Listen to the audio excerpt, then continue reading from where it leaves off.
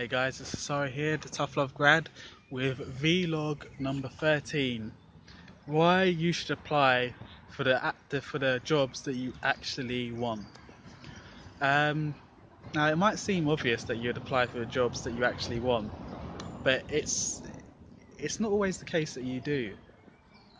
Sometimes you feel like you're not good enough for the companies you wanna work for, or you're not good enough for the roles that you want to apply for.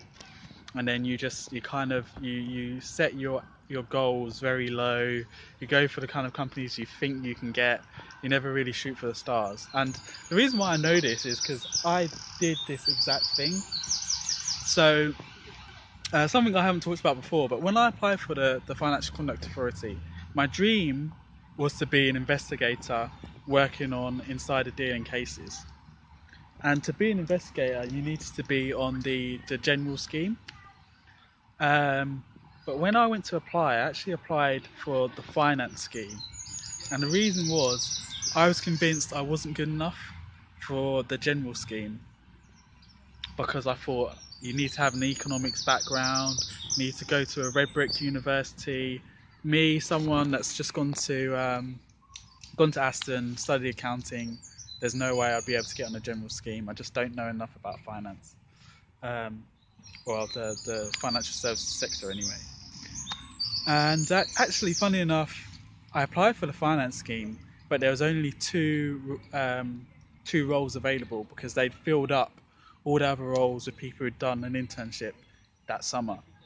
So I applied for the finance scheme. My application was good enough to get to the next round, but they called me and they said, "Look, there's only two roles on the finance scheme. Would you mind actually applying for the general scheme?" They didn't realise I wanted to apply for a general scheme anyway. I just thought I wasn't good enough. So obviously I went onto the general scheme, and eventually, after first getting rejected, I did get onto the general scheme. But the point was, I'd rejected myself. I'd rejected myself before the FCA had even had the opportunity to reject me.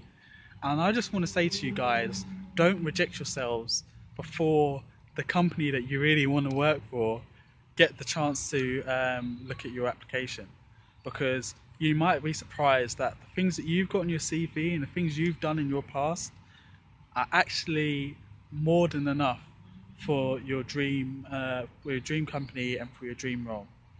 So just to wrap up, don't reject yourself before you give a company the chance to reject you. Always go for the job that you really want.